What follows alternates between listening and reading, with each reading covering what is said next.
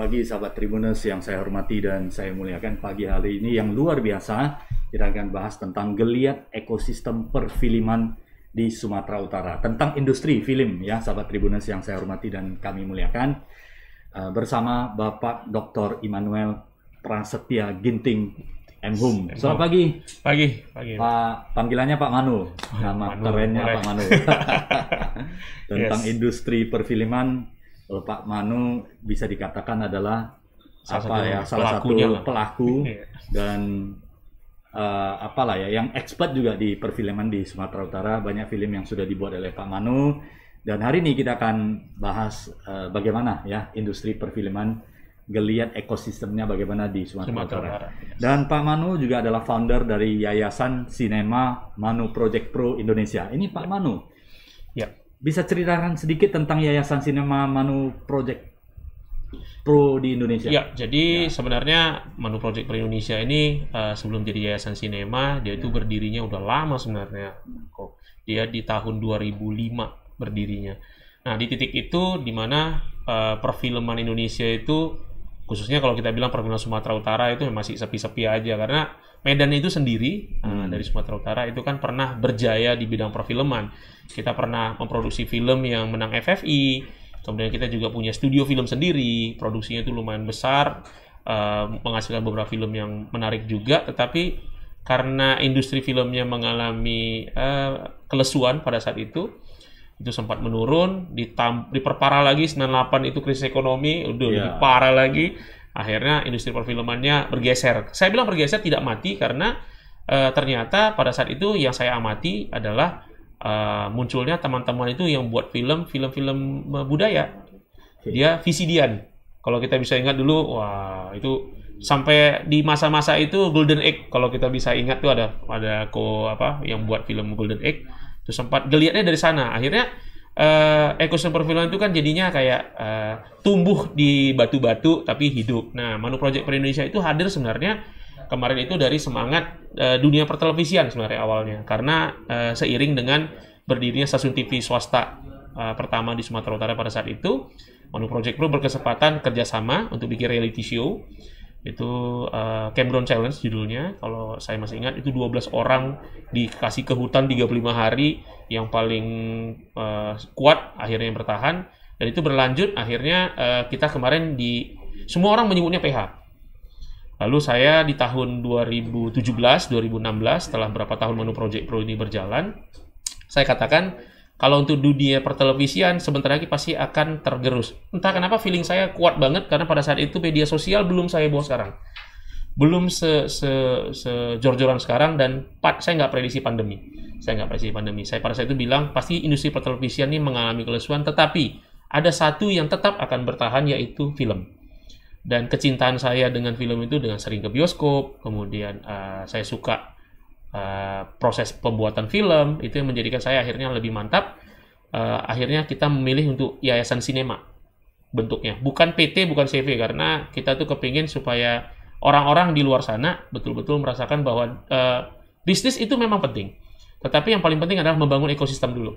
Karena kalau urusannya adalah urusan, orang Medan bilang itu urusan lambung sejengkal ini aja, pasti ujungnya ribut semua, Jadi saya dengan beberapa orang pegiat film di Sumatera Utara ini lebih mantapnya dari Manu Project Pro. Akhirnya Manu Project Pro ada, dan kami itu jadi tempat belajar, tempat berproses. Anak magang kami banyak sekali dari beberapa sekolah, termasuk luar daerah juga magang di tempat kita.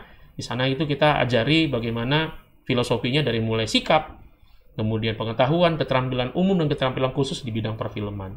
Nah, yang paling ini lagi, menetapkan diri lagi, akhirnya kita mantap ke nasional pun kita jadi stakeholdernya Badan Perfilman Indonesia (PPI), dan kita juga di beberapa organisasi. Yayasan ini atau Pak? Yayasannya. Oh, iya. Yayasannya. Luar biasa. Kalau saya sih sebenarnya namanya Manu Project Indonesia karena itu sebenarnya kebetulan mirip dengan nama, tapi saya udah berhasil buat dari tahun 2014 itu Manu Project Pro itu bukan Manu Ginting, tetapi mantan-mantan mahasiswa saya, siswa-siswa saya, mereka pun jadi Manu Project Pro. Artinya nggak mesti harus ada saya. Nah, ini yang susah juga bagi orang Medan. Kalau udah dia yang buat, nggak ada dia, maka akan jadi kacau balau semua. Jadi kan tetap melekat. Kalau saya tidak, saya kepingin pelan-pelan melepas. Bahkan suatu saat nanti saya akan melepas total, Manu Project Pro itu tidak ada Manu Ginting lagi di dalam. Mungkin cuma sebagai penasehat mungkin, atau lepas sama sekali. Saya kepingin persembahkan ini yayasan, silakan pakai. Gitu. Jadi itu semangatnya, stakeholder juga kita urus, beberapa asosiasi juga kita ikut. Jadi kayak asosiasi KFT dari pusat kita ikut, kita juga dari Suli Suara, Suara Pro, itu pengisi suara daber-daber itu kita juga di Medan ikut, dan beberapa asosiasi lain yang sedang proses. Gitu. Jadi kita juga nggak cuma sampai di situ, kita kerjasamanya ke Konjen Amerika juga iya, ke pemerintah di provinsi dan di kota iya. Intinya kita kepingin jadi salah satu sarana untuk membangun ekosistemnya. Supaya mendukung perfilman di Sumatera Utara lebih baik lagi. Lebih baik lagi. Itu sih kenapa muncul Yayasan Sinema Manu Project Pro Indonesia. 2017 mulai ya Pak Manu? Jadi yayasannya. Okay. Jadi yayasan. Tapi kalau mulai 2005. 12 tahun kemudian menjadi yayasan. Karena ingin berkontribusi yang lebih besar. Lebih besar dan bayar pajak. Good. Harus start pajak ya sahabat Tribuners ya. Supaya diakui gitu. Oke. Ini penting ya karena kita bagaimanapun kita akan kembalikan manfaatnya ke masyarakat. Ke masyarakat ya. Karena kita buka untuk masyarakat sangat ini bertolak belakang kalau kita juga tidak berkontribusi apa-apa. Ya kan, jadi kita pengakuannya dari mana gitu kan? Betul. Jadi kembali ke masyarakat, dukung masyarakat, dan kemudian ada manfaatnya dari segi pajak dan sebagainya. Ya. Nah, industri perfilman di Sumatera Utara ini ekosistemnya tadi Pak Manu ada cerita mengenai link and match semuanya lah ya. Ada daber, ada kreatif, ada yayasan, ada penyelenggara, government juga ikut di dalam. Penonton juga ya. Ini sebuah ekosistem. Kalau menurut Pak Manu, sebuah industri film yang berhasil, ekosistemnya seperti apa? Nah, jadi kebetulan harusnya seperti apa supaya nanti sahabat Tribuners yang mendengar, yang ada rasa cinta terhadap perfilman, khususnya di Sumatera Utara, sama-sama akan menjadi part of perjalanan ini. Jadi kebetulan kalau di depan saya ini sekarang ada Kota Medan Lama ini kan. Kota Medan ini kan terbentuk dari orang Eropa, dari orang Tionghoa, dari orang India, yang industri filmnya luar biasa. Jadi kalau kita dulu, film silat itu Hong Kong itu udah luar biasa. Kita tahu Jackie Chan, kemudian kita tahu Shahrukh Khan kita tahu. Jadi ekosistem perfilman mereka seperti apa? Disitulah kita bisa lihat bahwa mereka menjadikan itu sebagai bagian dari culture-nya mereka. Nah, ini juga yang dipandang berhasil akhirnya dilaksanakan oleh negara-negara sekelas kayak Thailand, kayak Korea Selatan, itu berhasil. Jadi mereka dari drama Korea aja, sekarang drakor itu udah jadi mendunia banget. Kalah semua sinetron, kalah semua film-film negara-negara lain. Kalau kita ingat dulu zaman telenovela, mungkin gue masih ingat, itu merajai pasar pada saat itu. Cassandra gitu, Marimar, itu merajai pasar. Sekarang dihantam sama drakor semua, rata semua. Jadi kalau saya bilang ekosistemnya itu dari mana munculnya? Saya ikut panduan BPI yang lama, karena sekarang udah makin banyak, makin luas, ya. Faktor-faktornya lebih luas. Tapi kalau saya kemarin itu cuma 4 yang saya bikin dasar pilarnya kita berdiri. Itu adalah ekosistem yang pertama, pelaku dulu. Pelaku ini apa aja? Semua yang terlibat dalam film.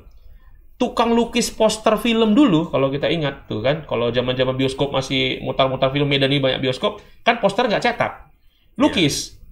Jadi mereka itu ada peran sertanya, ngelukis film di poster kain itu juga kan bagian part of the ecosystem. Karena mereka akhirnya nafkahnya dari sana. Nah, artinya pelaku baru masuk adalah profesi. Profesi. Yang kedua profesi. Jadi semua itu hanya sambilan. Kolektor itu tidak punya profesi sebenarnya. Karena dia cinta dengan poster film, dia kumpulin poster film. Menghargai. Dia suka dengan gimmick-gimmick dari film itu, dia koleksi novelnya, apanya. Nah, itu kan pelaku. Tapi apabila dia sudah serius berprofesi, artinya menjadikan itu sebagai pekerjaan utama dia. Ada banyak profesi film, sutradara, manajer produksi, penulis skenario, kameramen, sampai ke production assistant, PA, itu pembantu umum kalau kita bilang, itu semua kan profesinya. Yang ketiga itu adalah pendidikan film. Yang keempat adalah dunia usaha perfilman. Jadi kalau yang 4 ini pilar utamanya, maka ini yang berhasil. Pertama, pelaku. Profesi, pendidikan, lalu usaha perfilman, bisnisnya. Jadi 4 ini harus saling sama kuat ya. Karena apabila salah satu terlemahkan akan jadi masalah. Pendidikan kalau terlemahkan, kita tidak menghasilkan, kualitinya akan mungkin tidak, QC-nya tidak sebagus. Tidak. Ya. Mungkin bisnisnya bagus. Bisnis bagus tapi QC-nya enggak. teknologinya juga ya, Kita termasuk berarti teknologi. niru-niru film orang, Oke. tidak menghasilkan karya yang bagus. Oke. Kita belajar dari Tiongkok. Pendidikan mereka akhirnya disertai dengan industri mereka yang bikin semuanya itu dulu kan sekali pakai buang karena kualitasnya masih yang rendah. Ya. Begitu mereka improve, akhirnya handphone yang bermerek-merek Tiongkok sekarang itu justru sekarang jadi berlomba dengan merek-merek bagus gitu loh. Jadi kompetisi global. Iya, karena apa? Edukasi ditambah. Artinya mereka juga memikirkan ke sana. Karena itulah quality control-nya kita dari segi sumber daya manusia, dari segi pengetahuan, dari segi teknik, dari segi manajerial. Itu semua kan ada di pendidikan gitu. Jadi kalau bagi saya ekosistem itu harus kuat di sini. Nah, mari kita tinjau Sumatera Utara. Dari 4 sisi ini ya. Dari 4 sisi ini. Oke, sebelum tinjau ke Sumatera Utara dari 4 sisi, yang pertama pelaku. Kemudian profesi, pendidikan, sama pebisnis dunia usahanya. 4P lah ya. Yes. Jadi ini 4 ini sebelum tinjau ke sana Pak Manu, dari perjalanan Sumatera Utara dalam mendukung industri film nasional, prestasi terbaik yang dari kacamata Pak Manu. Kalau prestasi yang pernah kita capai di Sumatera Utara. Ada banyak di zamannya.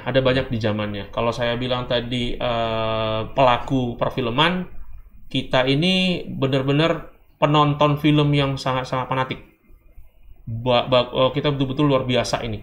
Kalau kita udah betul-betul cinta bioskop, nah kebetulan Medan itu termasuk kan kota nomor 3 terbesar di Indonesia itu yang pangsa pasar penontonnya luar biasa. Jadi kayak film-film nasional itu lempar ke Sumatera Utara itu pasti diperhitungkan.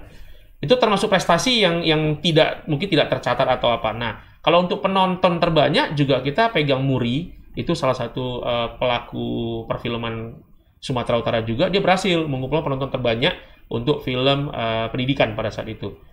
Nah, kemudian dari segi profesi, kita bisa lihat prestasi terbesar kita apa? Itu Joko Anwar orang Medan. Oh, Joko Anwar. Penulis skenario gitu, itu Ikan Natasha itu masih di Medan. Dia penulis skenario, film-filmnya udah besar gitu kan. Itu orang Medan gitu loh. Orang Sumatera Utara. Aktor-aktornya juga Tengku Rifki Wikana, Bang Wika itu orang Siantar gitu. Dia berjayanya ya di pusat gitu. Kenapa? Di sini ya nggak jalan gitu. Kita harus ekspor sumber daya manusia. Sama, kalau kita kemarin sempat bicara soal bisnis startup juga, kita ini pelaku bisnis yang tangguh tapi ekspor gitu, sumber daya kita ekspor ke negara lain, ke tempat lain. Di kitanya kok susah jalan gitu, karena mindset. Nah, lalu prestasi. Atau mungkin ekosistemnya belum kuat ya? Kalau saya bilang infrastruktur bisa, kalau saya bilang modal pun bisa kita kumpulkan, asal mindsetnya kita udah bagus. Apa yang nggak bisa di Medan ini? Apa yang nggak bisa di Medan? Semua bisa di Medan. Yang nggak mungkin terjadi di Medan, di tempat lain di Medan bisa terjadi. Di tempat lain heboh, kita bisa bikin jadi nggak heboh gitu. Jadi kalau menurut saya sih mindset nomor 1. Nah, lalu prestasi apa lagi? Film-film kita. Nah, itu juga luar biasa. Kita juga malah merambah ke bioskop kan. Sang Prawira itu dibuat terakhir yang film tentang polisi itu dipegang sama orang Sumatera Utara, Bang Potigea, saudaranya. Lalu kayak Ajari Aku Islam itu kan pemodalnya orang Sumatera Utara juga. Koko itu. Jadi artinya sebenarnya kita lumayan mencolok sebenarnya. Jadi sorotan juga bahwa Medan ini tempat yang sangat potensi untuk industri perfilman. Hanya saja karena tidak didukung oleh mindset tadi, sehingga kita benar-benar yang separatis. Jadi nggak terstruktur ya? Tidak terstruktur. Nah, sebenarnya dari potensi alam yang indah, kemudian budaya yang beragam, itu sebenarnya potensi untuk industri film yang luar biasa. Nah, saya sudah buktikan sendiri. 2 tahun lalu saya ikut, kebetulan saya dapat dari kami Sumatera Utara, 4 orang kami berangkat ke SIN. SIN itu adalah sebuah program penulisan skenario film di pusat dari kementerian. Kami 4 orang. Artinya apa? 4-4-nya sebenarnya 5 sebenarnya kami dari Medan, cuma 1 itu dari Aceh yang ikut di Medan. Artinya, kita ide cerita itu luar biasa. Dari etnis yang ada di Medan sendiri itu ide cerita nggak ada habis-habisnya gitu. Mari kita tinjau dari sudut pandang manapun sebenarnya kita nggak ada habisnya. Cuma, itu tadi kembali, karena kita separatis nggak pernah ada yang berhasil mengumpulkan jadi satu, jadi kelihatannya jadi kayak, kita kalau berlian disatuin kan jadi cantik kok. Cuma kalau berliannya berserak di pantai kan kita nengoknya kayak, ini satu, itu satu gitu, nengoknya jadi nggak besar gitu. Tapi berharga kok. Iya. Oke. Kita kembali ke ekosistem dari 4P yang tadi ya, Pak. Yang pertama pelaku, kemudian profesi, kemudian pendidikan, maupun yang terakhir pebisnis. Ini Sumatera Utara seperti apa, Pak Manu? Ya, kalau kita lihat pelaku tadi kan ini, pelakunya penonton itu luar biasa. Luar biasa. Ya, kita adalah penonton yang sangat setia ya Setia sekali, fanatik yang industri berlebihan. Iya, film ya. industri film. Jadi kalau Dan karakternya seperti apa? Apakah multi budaya itu multi etnis, ya. multi etnis itu arah filmnya sama, berbeda, atau sekarang ke arah luar negeri seperti itu, Korea dan sebagainya. Kalau Sinetron. generasinya itu generasi milenial itu masih bisa lah sinetron masuk. Kalau udah generasi Z ini sinetron pun berkurang. Dia udah drama Korea yang diapakan. Jadi kebetulan memang industrinya sendiri di sana bagus, ekosistemnya sendiri di negara penghasilnya itu bagus. Nah, kita kalau bisa lihat dari pelaku kita nggak ada habis-habisnya. Ini yang agak lumayan bagus anginnya ini adalah bahwa orang itu nggak cukup puas dengan bajakan. Oke. Artinya orang sekarang begitu nonton bajakan tapi begitu udah mulai tayang perdana di bioskop orang rame-rame. Kita bisa lihat yang terakhir itu Spider-Man, gila luar biasa. Orang nggak cukup nunggu bajakan, akhirnya orang berlomba-lomba nonton ke bioskop semua dan daya tahan tayangnya sampai sekarang masih tayang. Ini artinya apa, Pak Manu? Artinya penghargaan terhadap seni itu mulai meningkat. Sudah mulai meningkat. Jadi artinya kalau saya bilang kelas sense-nya orang Medan ini udah mulai bagus. Jadi mereka itu sudah mulai demand terhadap film-film bagus itu tinggi sekali. Yang install OTT yang film berbayar juga makin banyak. Selain kemudahan akses, tapi mereka tuh hausnya tinggi gitu. Jadi artinya kayak yang nonton film Korea dulu kan nonton di YouTube yang bajakan. Sekarang mereka sengaja langganan untuk nonton. Artinya mereka sudah mengarah ke arah positif untuk menghargai karya. Karena kita yang di bidang kreatif ini memang sakitnya selalu di situ gitu loh. Kita bikin lukisan di repro orang, yang repronya laku, yang lukisan kita agak laku gitu. Jadi film juga begitu. Bajakannya dibantai orang, tiba film kita yang kita jual dengan harga 10.000 tiket pun akhirnya nggak bisa income ke kita. Nah, jadi apa yang dirasakan oleh Dono Kasino Indro pada saat itu, dia bilang filmnya sampai sekarang main tapi mereka nggak dapat apa-apa, ya itu bisa terjadi kalau ini tidak ada. Tapi ternyata ini kita pergerakannya bagus. Dari segi profesi kita juga udah makin bagus kok. Ketertarikan orang untuk betul-betul mengurus sertifikat profesi, ikut sertifikasi tinggi sekali Sumatera Utara. Sertifikasi untuk sebagai profesi perfilman. Ya, itu tinggi sekali. Pebisnis ya? Profesi yang kedua. Ya? Item kedua. Jadi dia itu kalau mau profesi itu apa? Sebagai artis atau sebagai apa?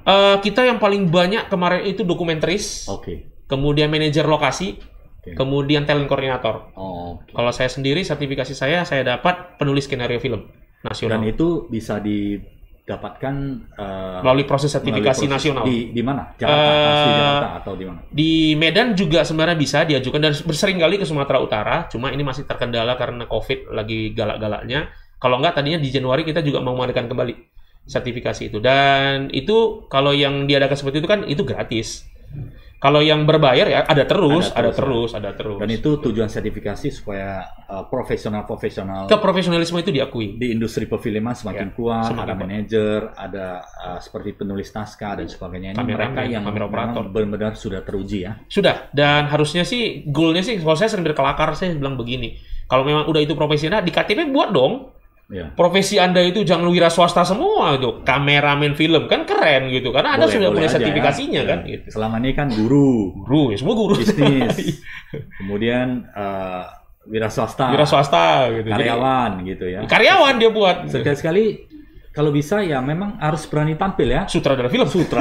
Kenapa tidak? Biar keren ya. Biar keren, dan memang dasarnya ada. Sertifikasi itu kan logo Garuda Pancasila itu. Dan itu ada batasan waktu sertifikasi tersebut? Ada, dan itu kan ada penyegaran kembali. Dia masa berlakunya juga ada. Karena kalau untuk film sih sebenarnya panjang lah, tidak kayak ngurusim lah. Kalau ngurusim kan hampir berapa tahun sekali ya. Itu yang kedua ya. Yes. Laku profesi. Profesi ini sudah mulai ada sertifikasi. Ada. Peminatnya dari tahun ke tahun? Meningkat. Karena mereka itu kepingin diakui negara. Jadi kayak, asa aku cuma bikin film begini, aku pengen diakui negara gitu. Nah, jadi itu udah lumayan makin tinggi.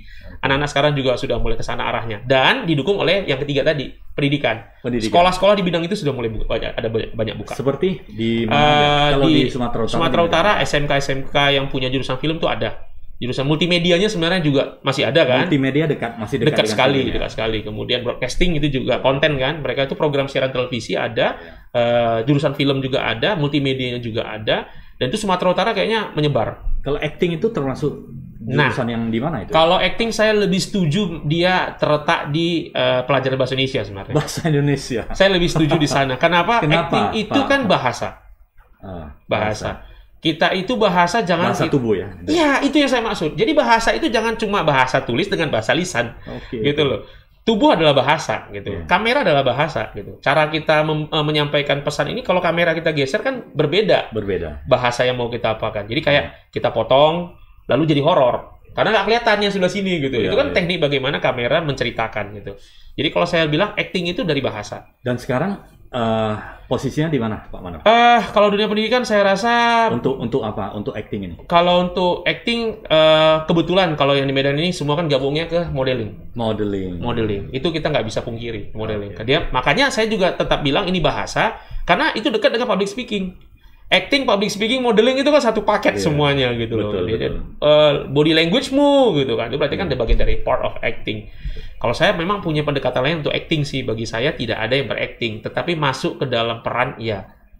Beda acting dengan masuk dalam peran. Acting kan orang cenderung acting, pura-pura gitu. Tapi kalau masuk dalam peran, kita menghidupkan peran itu melalui tubuh kita. Nah, itu kalau menurut saya sih udah ke sana. Nah, untuk pendidikan kampus ada, sekolah ada, hanya saja memang kualitasnya masih belum, akreditasinya belum terlalu memuaskan.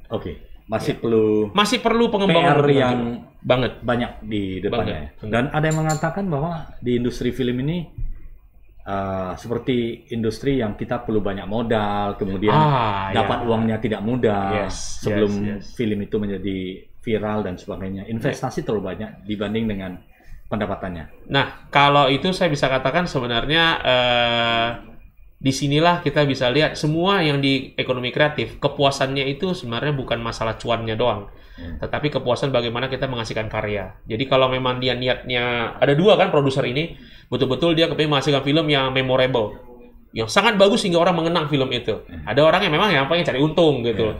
Ya, jadi dari dua sisi ini ya kalau saya rasa sah-sah aja sih di dunia bisnis, karena kita tinjau deh film Dilan.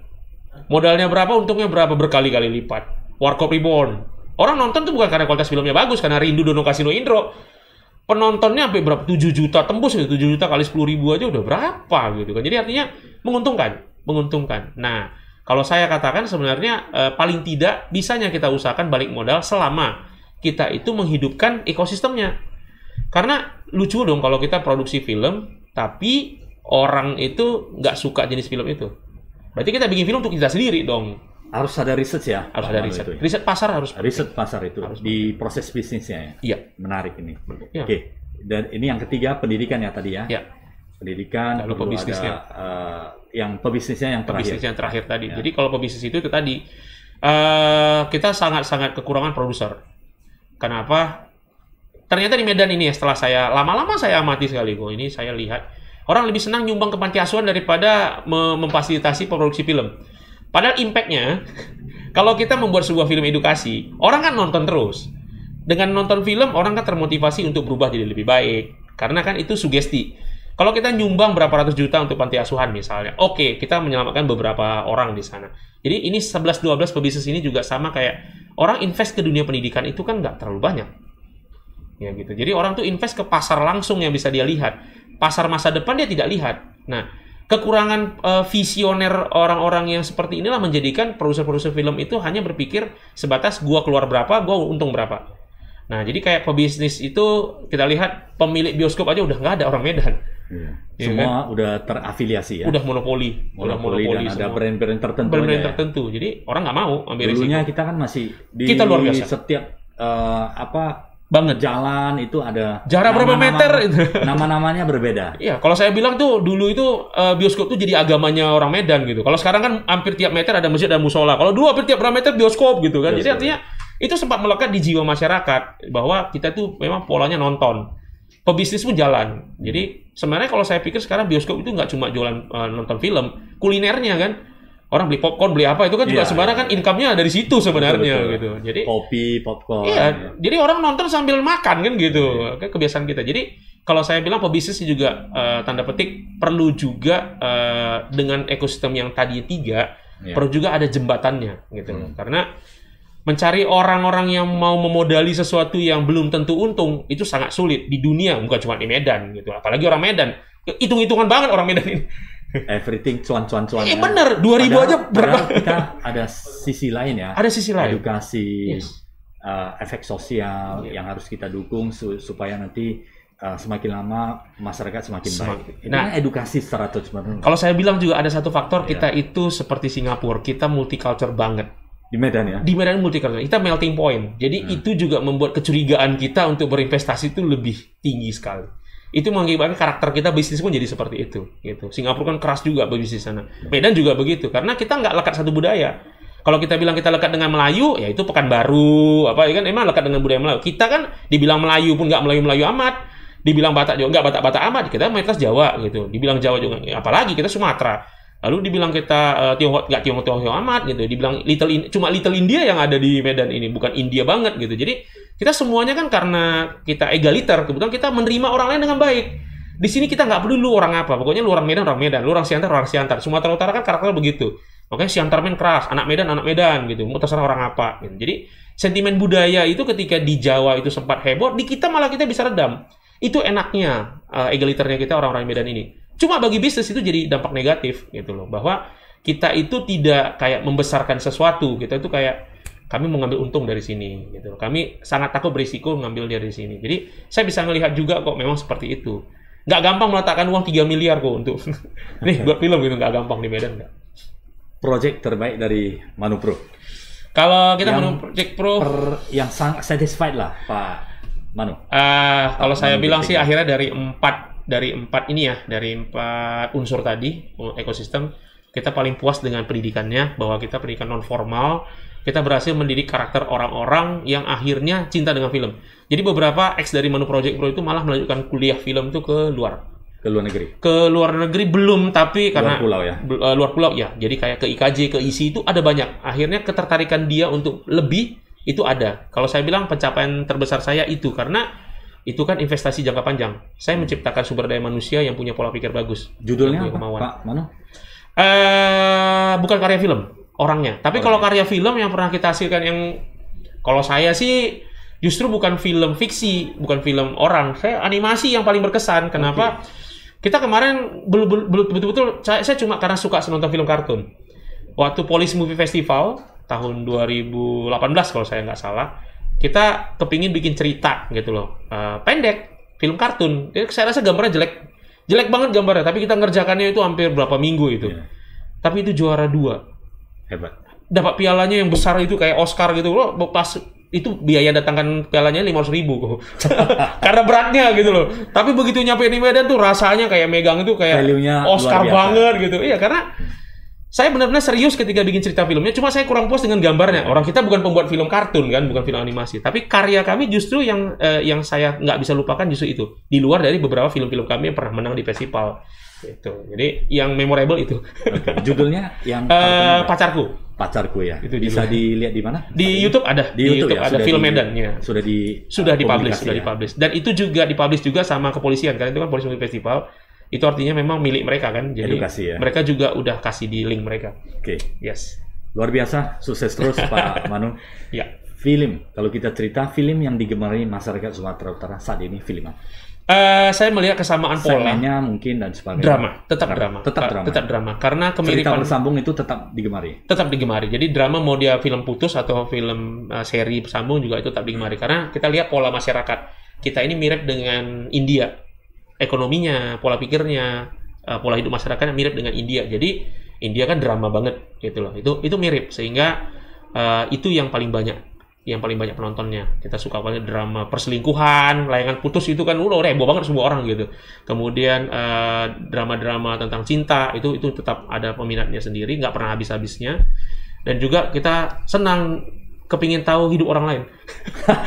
Itu yang membuat akhirnya drama itu jadi rasa ingin tahunya gitu loh. Jadi kayak tetangga ribut-ribut, kita kepala kita nonton gitu, ada apa gitu. Kita nggak sesuai orang Eropa gitu. Orang Eropa kalau ribut-ribut kan udah jauh nggak usah dilihat. Biar mereka urus sendiri. Kita nggak gitu loh. Ya. Kepala ngomongnya bisik-bisik gitu, tapi kita pengen hidup itu apa tuh gitu. Rasa ingin tahu kita terhadap kehidupan orang lain itu tinggi banget. Itulah salah satu alasan kenapa film masih terus orang ditonton di Medan gitu. Jadi drama, kalau saya bilang sih masih drama ya. Masih drama. Kalau untuk kedepannya, apakah Pak Manu ada keinginan buat film-film yang bisa ada konten lokal untuk masyarakat Sumatera Utara? Ya, saya sebenarnya kalau di Hari Tribun Online juga ada beritanya. Kalau saya kemarin dari program Sin tadi berkelanjutan, film saya judulnya Mauli Bulung. Mauli Bulung. Mauli Bulung itu adalah adat kematian orang Batak paling tinggi. Itu yang akan. Itu sudah ada produsernya. Sudah ada produsernya. Dan naskahnya Pak Manu yang tulis sendiri. Iya, saya nulis dan itu akan diproduksi segera. Kemarin diresmikan langsung oleh Mas Menteri Sandiaga Uno. Luar biasa. Di Sumatera Utara pada saat itu launchingnya. Prediksi berapa lama diproduksi? Kalau saya katakan, ini saya berani ngomong sebut merek lain lah. KKN Desa Penari itu udah berapa tahun yang lalu diproduksi. Sampai sekarang tayangnya diburu-buruin terus. Karena penonton. Produsernya nggak berani ambil risiko kan. Di titik sekarang begini, film nasional kan bersaing banget. Dan belum bisa berkerumun terlalu rame juga. Itu akan mengakibatkan penjualan tiket takutnya. Jadi harusnya kami tahun lalu produksi, bergeser awal tahun. Ini masih bulan 2. Kayaknya saya juga belum lihat ada pergerakan. Karena kemungkinan kami akan menunggu. After pandemic lah ini ya. Ini pandemi masih jadi barometernya. Kalau after pandemi mungkin kelamaan kita nggak pernah tahu. Ini kayaknya nggak ada afternya ini. Tapi mungkin saya lihat nanti setelah Lebaran mungkin ada kabar terbaru dari teman-teman Jakarta. Tapi intinya adalah itu konten lokal banget. Ketika saya mau menceritakan bagaimana kehidupan orang Batak. Tadinya sebenarnya itu kritik sosial. Kenapa orang waktu masih hidup rumahnya kecil-kecil. Begitu di Batak sana kalau udah meninggal kuburannya besar-besar gitu. Jadi itu ketertarikan saya kemarin. Dan saya dari kecil kan karena mama itu kerja di museum. Saya benar-benar cinta banget dengan semua artefak budaya Sumatera Utara. Jadi bagi saya bukan asal tahu doang, tapi saya betul-betul mendalami.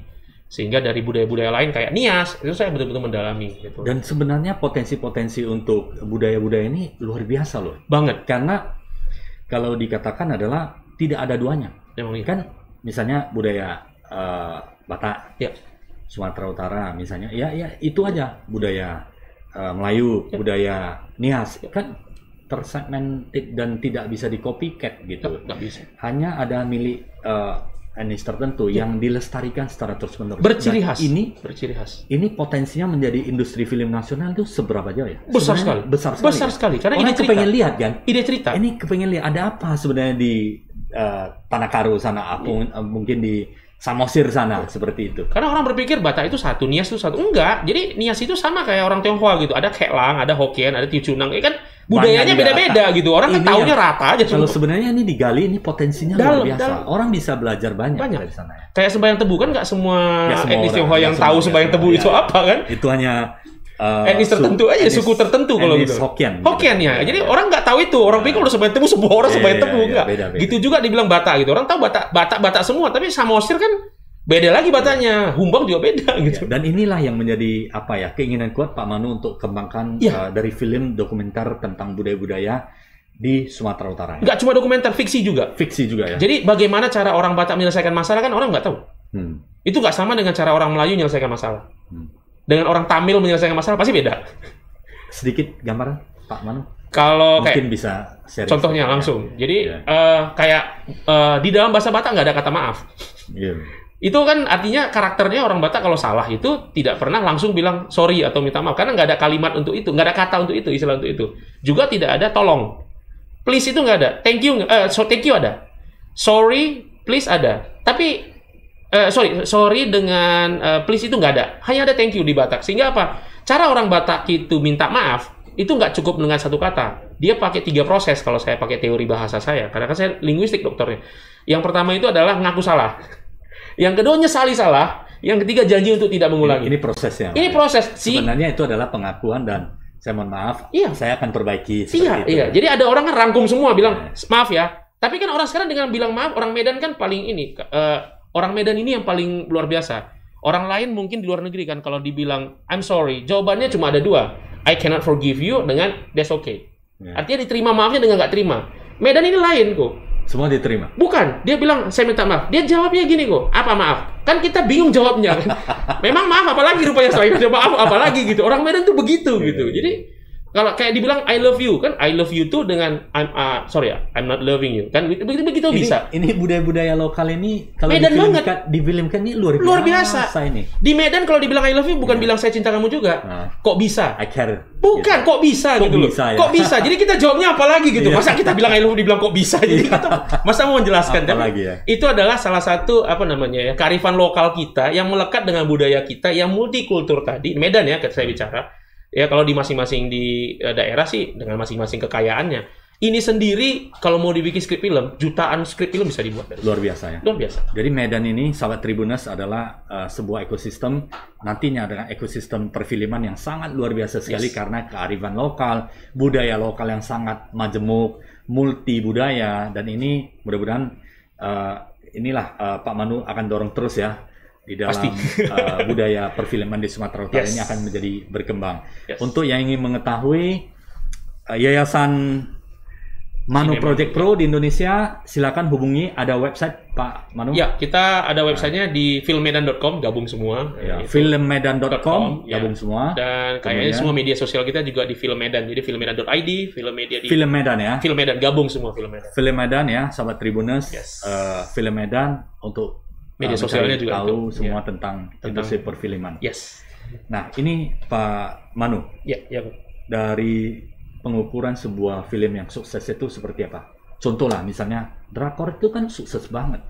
Jadi ciri-ciri bagaimana bisa nanti drama Korea itu kita copy ke Indonesia atau ke Sumatera Utara, akhirnya kita bisa sesukses mereka. Bukan hanya pemerannya, profesinya, penontonnya juga, pendidikannya mungkin ya, dan pebisnisnya. Mereka sudah ekspor industri makanan di dalamnya. Kemudian ada kecantikan juga, semua udah diekspor keluar. Nah ini, apakah melalui film ini nanti produk-produk seni budaya-budaya di Sumatera Utara ini kita dapat jual, misalnya makan rendang nanti jadi populer gitu ada di populer seperti itu, atau masakan lokal-lokal di Sumatera Utara bisa jadi. Jadi kalau menurut saya sih film ini kan kalau bahasa mari kita tinjau ya, Nazi sendiri itu membuat film jadi propaganda. Jadi bagi saya ukuran keberhasilan itu bukan dari berapa uang yang dihasilkan, tetapi bagaimana film itu bisa mempengaruhi pola pikir masyarakat sehingga mengubah cara mereka melalui apa yang dilihatnya di film gitu. Jadi kalau menurut saya keberhasilan begitu. Jadi kayak beberapa film yang memorable di kepala masyarakat dan berpengaruh pada pola hidup masyarakat, itu adalah film yang berhasil bagi saya. Jadi kenapa film Korea nampakkan kimchi? Kalau semua orang Medan udah makan kimchi, berarti filmnya berhasil. Bagi saya tolak ukurnya itu. Nah, ini Pak Manu tentunya kan keinginan yang besar ya untuk membuat industri perfilman di Sumatera Utara ini menjadi berhasil. Pak Manu ingin mendapatkan dukungan dari masyarakat, Tribuners, atau dari stakeholder seperti apa? Ya, kalau saya terus terang, yang kalau segi finansial semua orang butuh, tapi saya lebih butuh sebenarnya adalah bagaimana kita sama-sama bersemangat membangun. Artinya ambil peran dalam dunia industri perfilman. Paling tidak tonton film-film kami, kemudian dukung anak-anak itu untuk menghargai karya film. Kemudian ya seperti kita mereferensi, ambil referensi-referensi kalau moral lesson yang baik dari film, jadikan itu sebagai dasar untuk cerita. Jadi kau jangan nanti kayak di film ini ya. Jadi akhirnya itu kan menjadi budaya. Sebuah edukasi. Sebuah edukasi menjadi bagian dari yang tidak terpisahkan dari dalam diri kita. Jadi kau harus nonton supaya lebih banyak tahu. Karena nontonlah tinggal tersisa literasi. Baca orang sekarang udah malas kok. Iya. Paling tidak nonton, itu pun kalau udah nggak bisa lagi, udah nggak tahu lagi lah, tahu apa fungsi matanya. Iya. Karena nonton kita mendapatkan dua sekaligus apa ya, indera ya, penglihatan sama pendengaran. Ya. Jadi, kalau udah itu pun nggak lagi, nggak tahu lagi. Iya, itu yang masa baca udah nggak, nonton pun nggak lagi. Baca mungkin agak bosan. Dengar kalau nggak ada lihat foto-foto, gambar, mungkin bisa bosan juga. Iya. Masa nonton nggak? Masa nonton sama mendengar itu kan bisa bisa digabungkan melalui film. Bisa mempercepat kita belajar sesuatu. Belajar dari situ. Jadi itu. Nah, ini di era digital, impact-nya terhadap industri film bagaimana? Kalau misalnya sedemikian mudah orang bisa mendownload, mencari informasi tentang film dan ceritanya, semudah itu. Skenarionya sangat mudah didapatkan. Dan tentunya pasti kalau sebelumnya kan, ini box office, kita bisa harus nonton ya berapa, dihitung dari berapa yang beli tiket. Tapi ini dengan digital ini semua kan sebagian besar di bypass kecuali quality ya. Ya, itu nggak bisa didapatkan karena kalau yang bajakan itu pasti quality kurang. Dan ini apakah impact-nya sampai ada beberapa seniman yang saya katakan sangat sedih lah ya melihat hasil bajakannya dipergunakan sesuka hati, kemudian tidak dihargai, padahal produsen sama intellectual property itu kan penting dan memang capek lo bikin film itu capek sekali tuh. Bagaimana impact dan bagaimana supaya everyone can respect the property? Kalau saya karena saya lebih suka bersifat filosofis saja. Sekarang semua faktor gara-gara digital dan pandemi akhirnya semua hal menjadi sangat personal. Jangankan film, agama lah kita bilang, itu udah personal banget. Dulu kita rame-rame ke vihara, rame-rame ke gereja, rame-rame ke masjid, itu karena rame-rame itu kan. Sekarang kan karena terbatas dan media digitalnya tersedia, kita jadi lebih bersifat personal. Artinya film apalagi gitu loh. Jadi bahwa film itu bersifatnya menjadi lebih personal, saran saya sih sebenarnya kalau dari lihat apa yang sedang terjadi, konten itu berlomba-lomba. Sehingga kita ambil jangan film deh, konten kreator kan makin banyak. Konten-konten itu sangat bersaing. Kalau di TikTok itu FYP, kemudian yang viral itu seperti apa, itu kan bersaing sekali.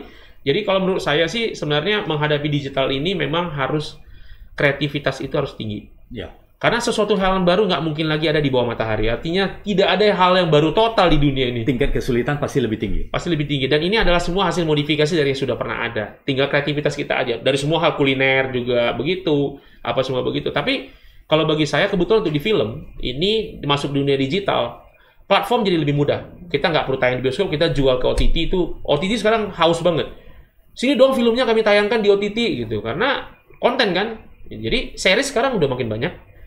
Pelaku-pelaku film yang bioskop udah bikin series sekarang karena waduh kayak Squid Game dan segala macam itu kan udah lagi viral-viral banget. Jadi Squid Game padahal sederhana ya. Sederhana. Dia mainan tradisional rakyat, nostalgia. Dia angkat menjadi sebuah cerita. Mungkin suatu saat kita sebenarnya kehilangan banyak budaya-budaya lokal. Permainan-permainan yang dulu kita main kelereng itu, Pak, hilang semuanya. Hilang semua. Sekarang udah gadget, teknologi. Kalau itu diangkat bagaimana? Bagus sekali. Mana tahu nanti ada mau bikin Alip Cendong, orangnya hilang betulan gitu.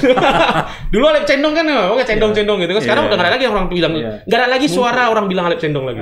Nggak ada lagi ya. Patok lele. Patok lele udah hilang sekarang. Main karet, udah nggak ada lagi gitu. Dulu bikin gelasan, gelasan layang ya? Layangan gitu kan. Dulu depan rumah saya tuh selalu ada aja orang mutar-mutarin benang gitu kan. Sekarang udah nggak ada. Tapi kalau misalnya itu diangkat kembali, apakah kita bisa mendapatkan nostalgia atau keinginan lagi itu? Kalau saya rasa sih research-nya Pak Manu seperti apa? Kalau saya rasa sih semua cerita di dunia ini punya nilai-nilai positif, nilai-nilai kebajikan kalau saya bilang. Sehingga apapun yang diangkat dengan tujuan bagus dan dengan kemasan yang menarik, pasti akan tetap menarik.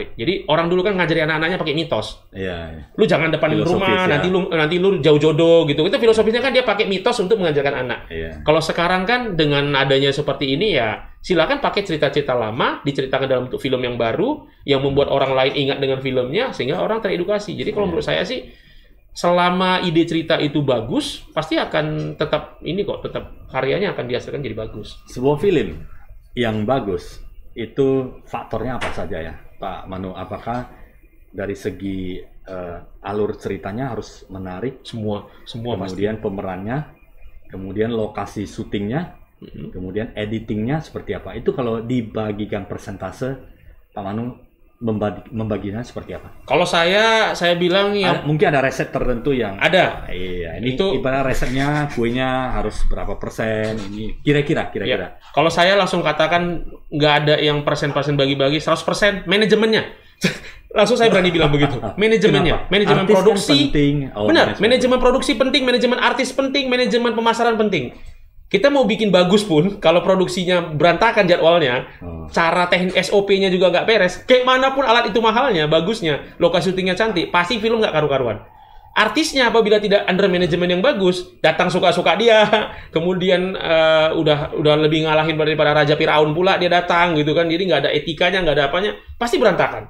Jadi yang paling benar adalah termasuk manajemen waktu. Disiplin waktu itu penting sekali gitu, apalagi film. Karena film di bioskop itu kan tidak lebih dari 2 jam. Karena kalau lebih dari 2 jam rugi tiket. Karena tiketnya sama harganya, tapi film dia nggak bisa berapa sesi gitu. Itu kan juga manajemen waktu, pemasaran. pemasaran itu lebih besar kadang-kadang daripada biaya produksi kok. Artinya mereka itu harus betul-betul pasarkan dengan baik, modalnya besar. Jadi kalau bagi saya secara pribadi, mungkin orang bilang gambar itu lebih menentukan hasil sukses film atau tidak. Kalau saya tetap, yang paling nomor satu bagi saya manajemennya, manajerialnya. Film yang sangat bagus di pasar sekarang, yang menang Oscar, coba cek. Manajemen produksinya, manajemen pemasarannya, manajemen ininya semua. Itu sangat-sangat bagus. Rapi, teliti, kreatif itu ya. Dan terbaik. Kalau kita buat satu film tentang katakanlah Danau Toba aja ya, itu kalau ditata dengan manajemen rapi itu udah perfect. The Monaco of Asia, danau yang tercantik yang dikunjungi banyak orang gitu. Kita lihat Korea itu film Parasit. Apa sih menunjukkan keluarga Korea miskin loh yang ditonjolin gitu. Film Parasit itu. Kesenjangan antara si kaya dengan si miskin. Itu kan klasik banget ceritanya. Tetapi itu menjadi Oscar kan.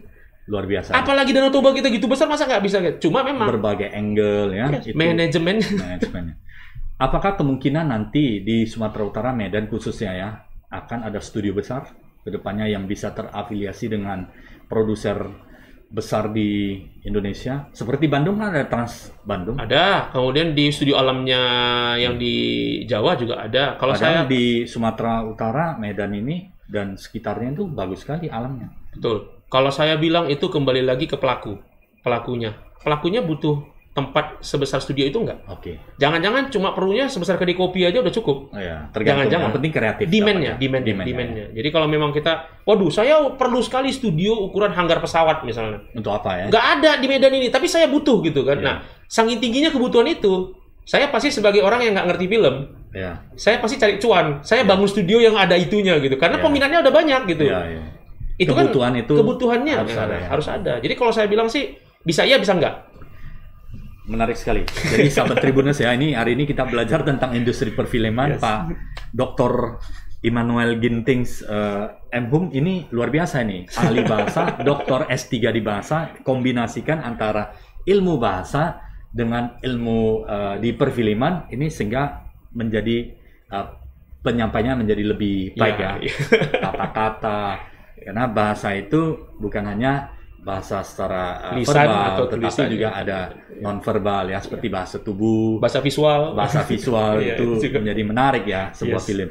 Nah ini kalau industri film itu ada 4 yang harus diperhatikan. Yang pertama adalah pelaku, kedua adalah profesi, ketiga adalah pendidikan, yang keempat adalah pebisnisnya ya. 4P ini yang harus diperhatikan, dan tentunya kreativitas. Kalau kita bisa kreatif, pasti akan mendapat angle yang bagus di Sumatera Utara. Potensinya luar biasa, multi budaya, alam yang begitu luar biasa yang hadir, yang kita hanya butuh kreativitas dan energi yang kuat untuk merealisasikan. Nah, ini yang final, Pak Manu. Untuk sahabat Tribuners, apa yang kepengen Pak Manu ingin ajak dan kemungkinan untuk membesarkan industri perfilman di Sumatera Utara termasuk ekosistemnya?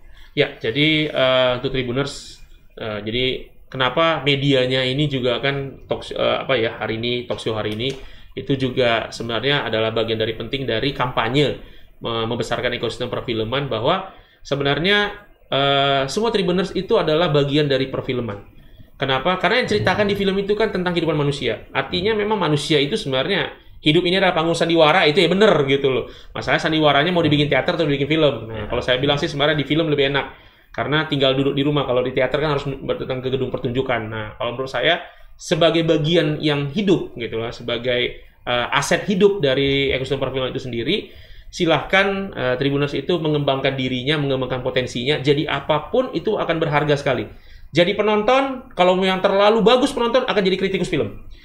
Kalau jadi pembuat film, atau ya dari dia sering bercerita aja dia jadi sumber ide film, bisa jadi penulis skenario. Jadi artinya tidak tertutup kemungkinan, dan ini akan hidup selamanya.